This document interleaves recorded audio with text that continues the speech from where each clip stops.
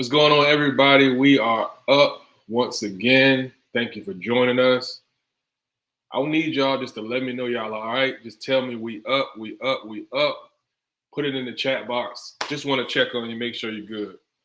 I know you are. I know that your family's blessed. If not, then we're praying for you. Great show today. Get your tissue ready. We're talking about what do I do when I feel stuck. Stay tuned. I'm going to get you caught up to what we're talking about.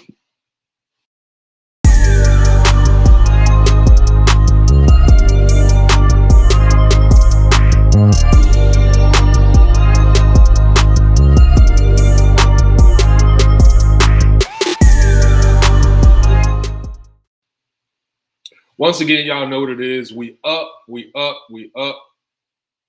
We excited this morning. I mean, it's cold outside. If y'all in Virginia, or probably going further up north, it is cold.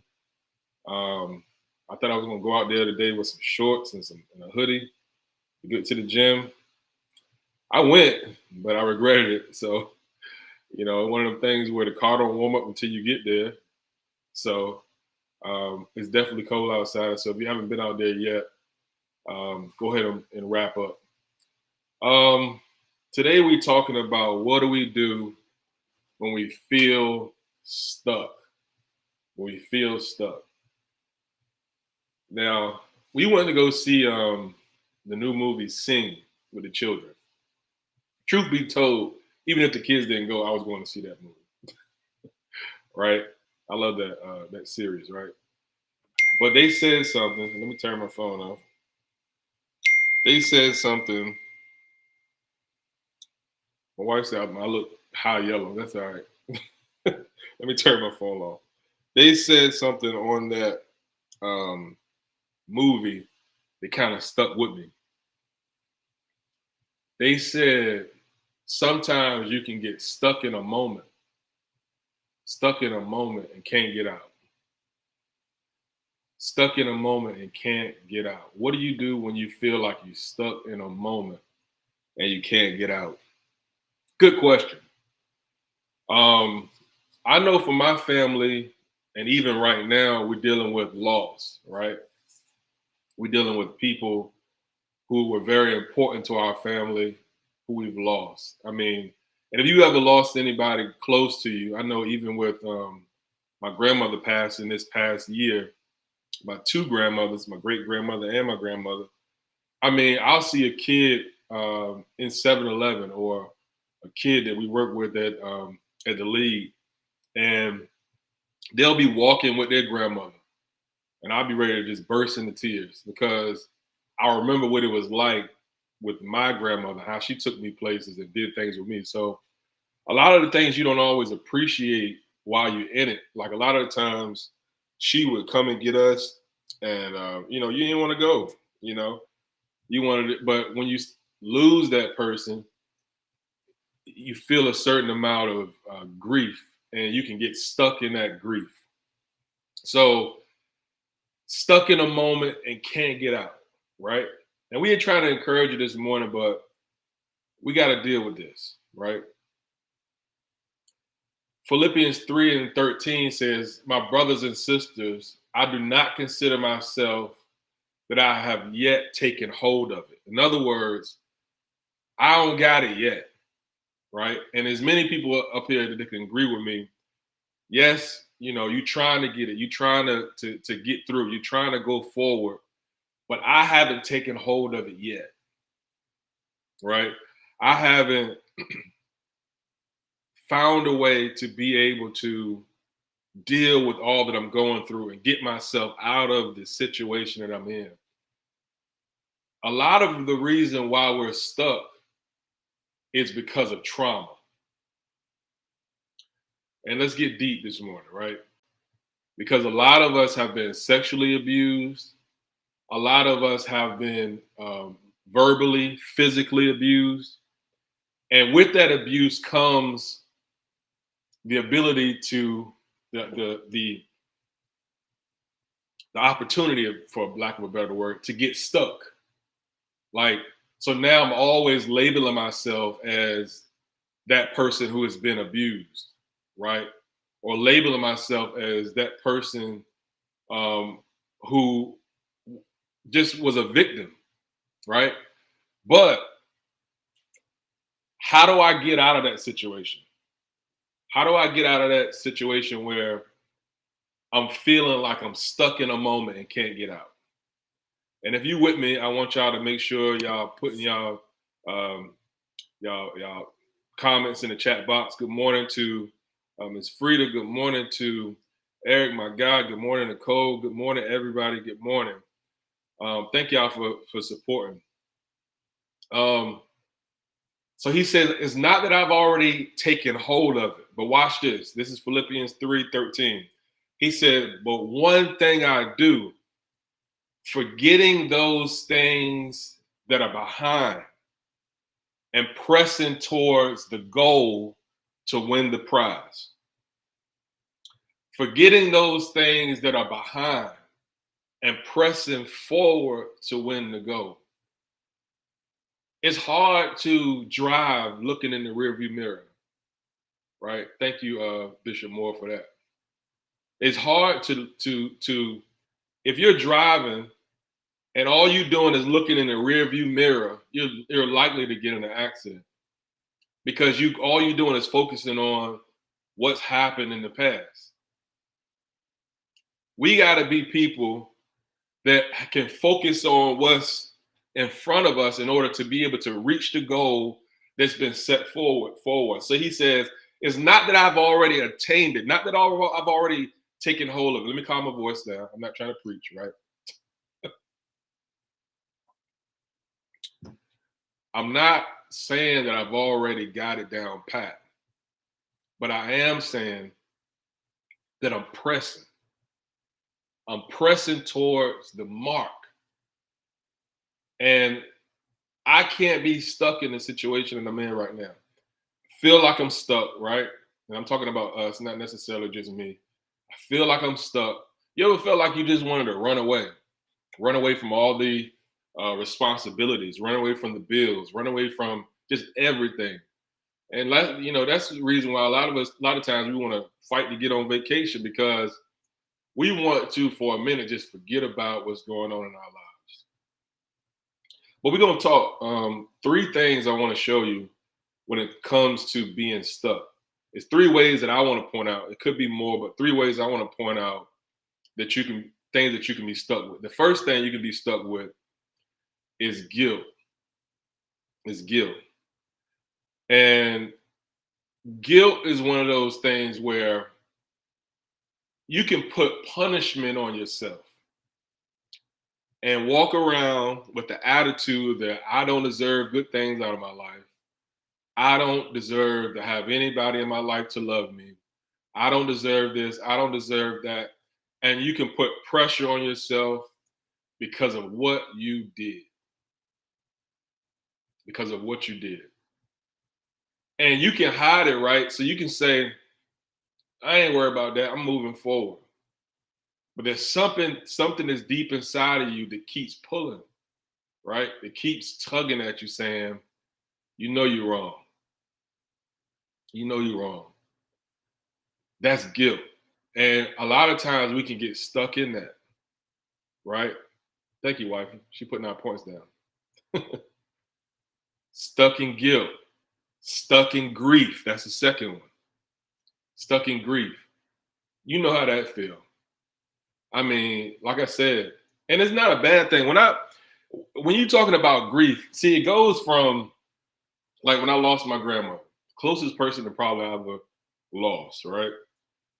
It goes from tears of sadness, but when I see that little boy walking with his grandmother, it almost becomes tears of joy, because I want to keep her memory alive.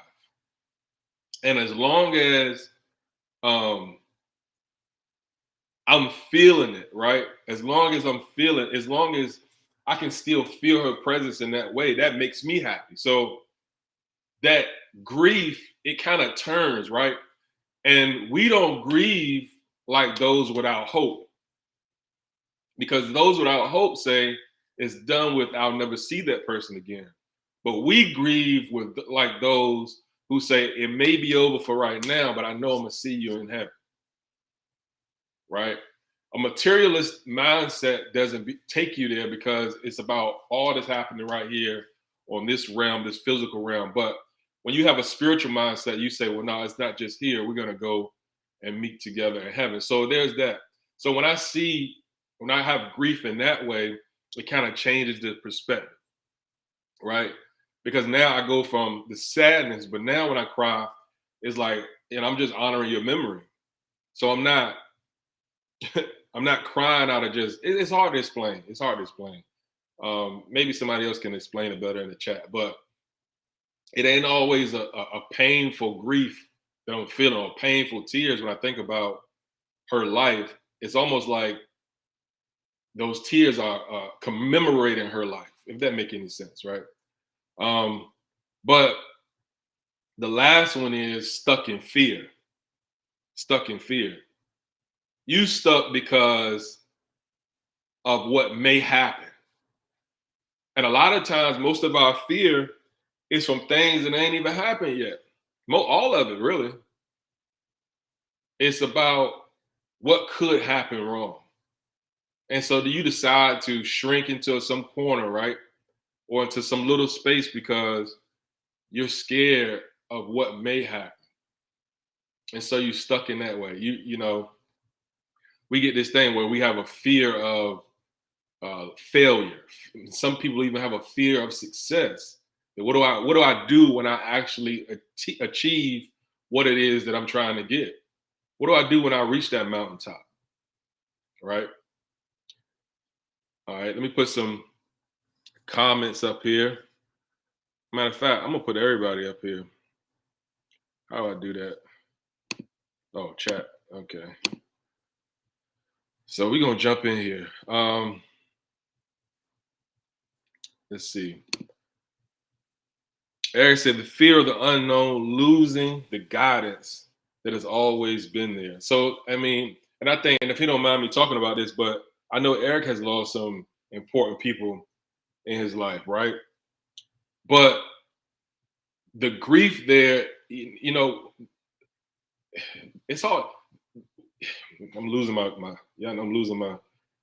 When you appreciate the legacy that person left for you, right? It almost like you start to live as a memorial, I can't explain it. Let me get off it. next, I can't always explain everything. But true, losing that guidance that's always been there. So when you need somebody to help, okay, when you need somebody to show you the way, they're always there for you. And it's sometimes, you know, not having that is very hard.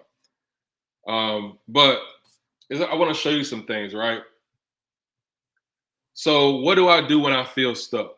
First of all, you got to move forward in your mind, right? Move forward in your mind, even though your situation hasn't changed. Move forward in your mind, even if your situation hasn't changed. Some of us are stuck with things that people have done to us. And we feel guilty because of what the victimizer did to us. Ain't that amazing how you can feel guilty about what somebody else did to you as a child? And it must have been my fault, and there must have been something wrong with me, right? So you're feeling that guilt when God says you ain't got to deal with none of that. I will take on that burden that you've been feeling. But a lot of us don't allow God to move in that way because sometimes in that guilt comes this strange pleasure of having this pity party. You know, you hear me call it a pity party. If I, and this is another Bishop Moore, shout out to Bishop Moore. But if I knock you down, that's my fault. But if I knock you down and I come back 3 weeks later, you still down, right? That's on you. So let me block somebody. All right. If I, you know, misery, sometimes there's a pleasure in it, a strange pleasure. And it's almost like I can't talk this morning, but it's almost like you have this strange feeling of wanting to be pitied. I'm not saying that's everybody. It's definitely not. But there are times where you get stuck in this grief, this misery, to where you can't even get yourself out. You ever been depressed and not want to even come out your room, not want nobody to talk to you? You're not taking any steps towards making your situation better, and you kind of stuck in that. And you saying, don't nobody even come in here and talk to me or try to help me, because there's this strange feeling of wanting to stay where I am. Right? You stuck. So you got to move forward in your mind, even if your situation haven't changed, even if your finances have not changed yet, and you stuck financially. You got to have a different mindset. Even if your relationship status hasn't changed yet, right? You got to change over, have a different mindset, and say, I may not have somebody right now, but at least I'm worthy of having somebody. I am valuable to somebody, right? But what we do is, a lot of us are not enjoying life right now because we still trying to pay the cost that guilt has given us. So you can't even enjoy yourself because you feel guilty. I mean, you have people who literally walk around, and it's not for everybody, but will walk around punishing themselves over things that they have done. Sometimes you can punish yourself more than God ever intended for you to be punished, right? Guilty about something. Guilt can kill your future. People don't want to be around you because you always um, projecting negative feelings on everybody else, but all because of that guilt. And a lot of us, how can I put this? A lot of us, we have a hard time living with ourselves. So how can you live with somebody else? You're trying to figure out why relationships never work. How can I live with somebody else when I'm having a hard time living with me? Right? How can I live with somebody? How can I be of value to anybody? Let me give you a point here. You can only give what you've already received and accepted. You can only give what you've already received and accepted. If you've never accepted love from God, how can you give it to anybody else? If you never accepted mercy from God, how can you ever give it to anybody else? Psalm 51:10 says, create in me a clean heart and renew a right spirit in me. So you got to be asking God, clear my heart. And there's many people out here that you want to be nice. You want to be a good person. You want to be able to talk to people and be nice to people. But you're so guilty about what you've done, you don't even feel like you know how to deal with people, or you're so resentful over what happened to you, or fearful that somebody may hurt you, that it's hard for you to even open up to people. One of the things that I noticed today, I forgot my headphones again going to the gym. And I was able to meet and have a couple good conversations with a couple of good guys there. But had I had my headphones in, I wouldn't have been able to interact with them, right? Sometimes opening yourself up to people, because you got your headphones in, there's no way in the world nobody can get in there, right? But the fact that I was open, my ears were open, my eyes were open, and so I was able to meet some new people, right? But if you never open, whether you got headphones, I'm not really talking about the headphones. The headphones are just a symbol, but if you're never open to letting people in, whether it be because of that guilt, grief, or fear, then you setting yourself up. Okay. Um, got a comment. Side point. You can only give what you received and accepted. Exactly. How can I give anything that I don't have? You don't love yourself. How can you love somebody else when you having a hard time dealing with what you did and you don't even like yourself? How long can you stare in the mirror without turning away?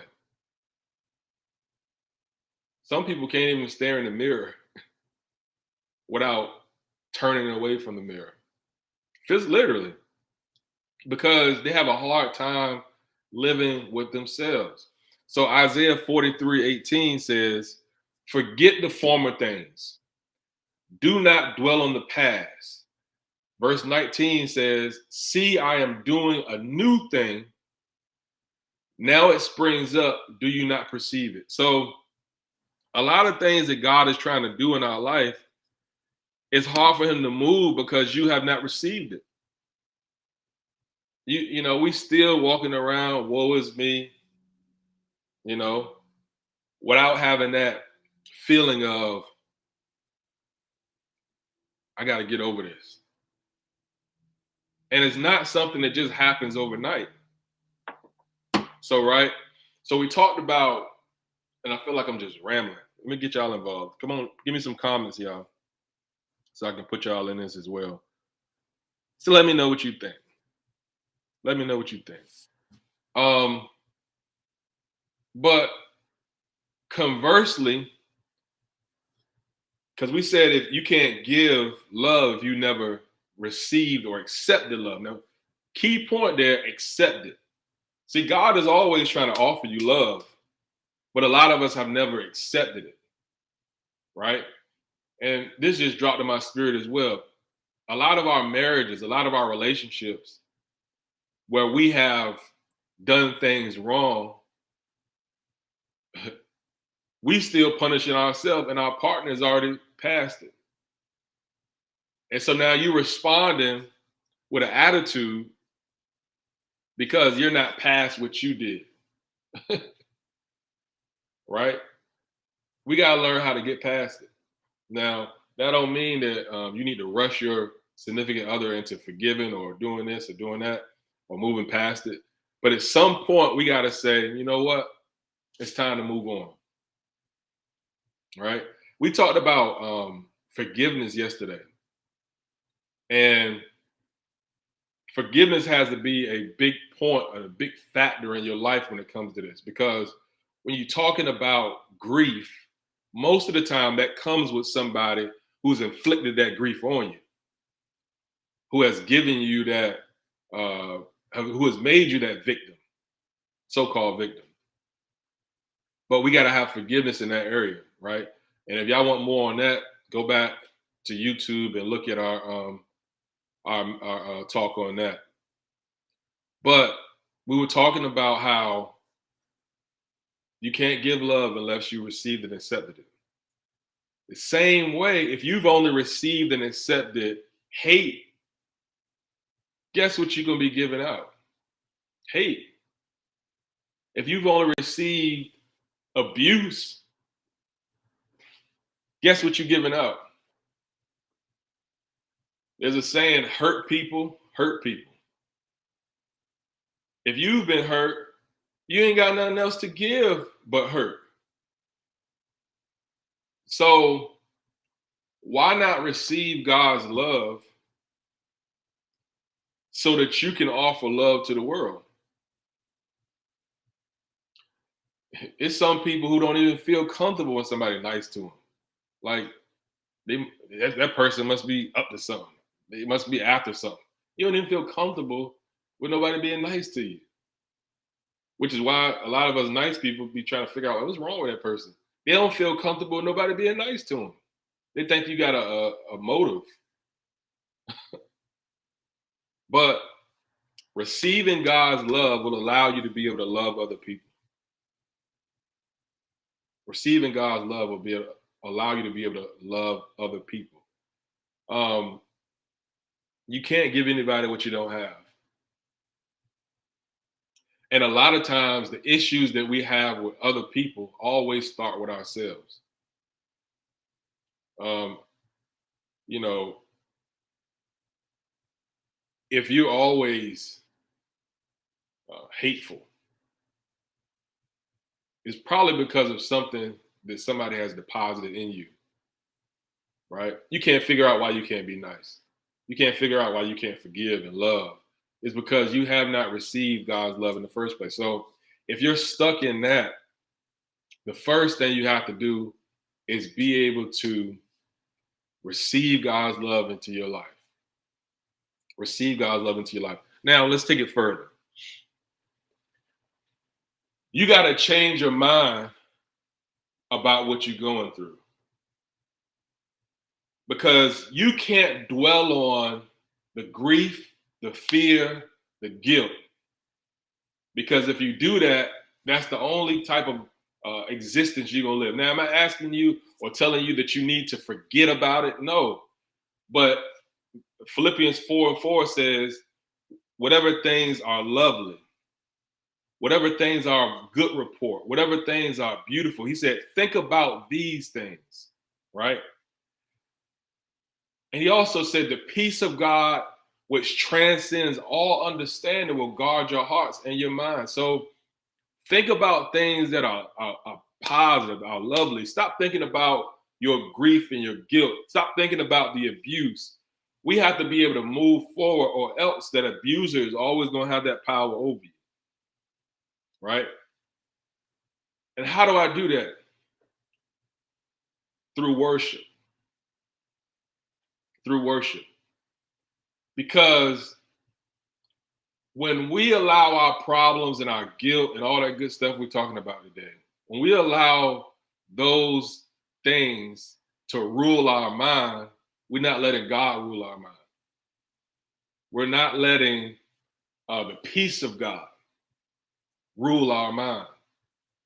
So what worship does is it shifts the focus from you thinking about that issue and putting that issue at the top of your life to switching to putting God at the top, right? Worship is always about putting God's worth in the forefront of your life, his worth. You can't worship anything that you don't see any worth in. So what's more valuable? What's worth more? Your grief or God? Your fear or God? Right? What's worth more? And so when you start to worship God, something happens and it shifts and it changes from me understanding that, yes, I got a big problem, to understand that I serve a bigger God. God becomes bigger. If you believe that, I want you to put it in the chat. God becomes bigger. So our challenge today is to worship God and make him bigger than our issue, right? Can God today become bigger than what we're going through? Okay? Can he become bigger than what we're going through? Worship is not about going to church. You can worship God right where you are. Right where you are. If you want to make him bigger, put him in the forefront of your life.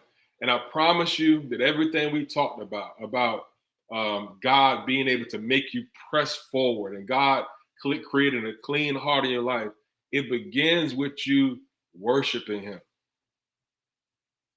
You know, 2 Corinthians 5:17 says, anyone who has joined Christ is a new being. Watch this now. Old things are passed away and the new has come. Anyone who's connecting themselves with Christ becomes a new being. Old things are gone. I don't care how many times somebody bring it up. It's gone. I don't care how many times you bring it up. It's gone. None of us are without, all of us have experienced some sort of victimization from somebody. All of us have been victimized by somebody. But are we going to give that thing more power by putting all our worth on that, or are we going to put all of our worth on God? He is worthy of our praise and our worship. So even if you're grieving today, right? Even if you lost someone, even if you lost your job, even if you lost a relationship, right? When you begin to worship, you say, God, I know it looks bad, but you're above anything that I'm facing. Greater is he that's in you than he that's in the world. In other words, whatever you're facing, it ain't bigger than God. And worship allows you to shift the focus. Put it in the chat. God is bigger. God is bigger. God is bigger than what we're going through. I hope you guys have a wonderful, beautiful day. I'm excited about tomorrow. I want to do something on Friday, and I'm not saying that it's going to happen, but I'm going to try because people are real skittish about getting on live. But I want to talk to some COVID survivors, right? I want to talk to some COVID survivors. And so if you know any that want to come on live and talk about their testimony, the purpose is because there's a lot of people dealing with COVID right now, and they're going through, right? And they're fighting for their lives. So we want to have some people, some witnesses, some cloud of witnesses who have been through COVID that can come on and let those people know they can make it. That they can make it. Because a lot of people in bed right now, sick, and somebody else's testimony can help them get through it. And so if you know anybody, not saying it's going to happen because I can't make people do anything, but on Friday, we want to plan to be an encouragement for those who are dealing with COVID right now. So message me, inbox me. And I just want to appreciate everybody who has messaged me, have texted me, have called me, and shared how much this, I don't even know what to call it, this show, this podcast has blessed them. That has been a tremendous blessing in my life because I see that what I'm doing is not in vain. I mean, the outpouring has been amazing. So continue to share it. Like we always say, the easiest way to evangelize is just to press the share button. We share everything else, okay? Let's share something positive for anybody who feel like they're stuck for whatever reason. Hopefully this word will help them. Our scriptures today, if you want to write them down, were Philippians 4:12 and 13, Psalm 51 and 10, 2 Corinthians 5 and 17. If you didn't get that, rewind the video. I'll talk to you guys later. Love y'all. Peace.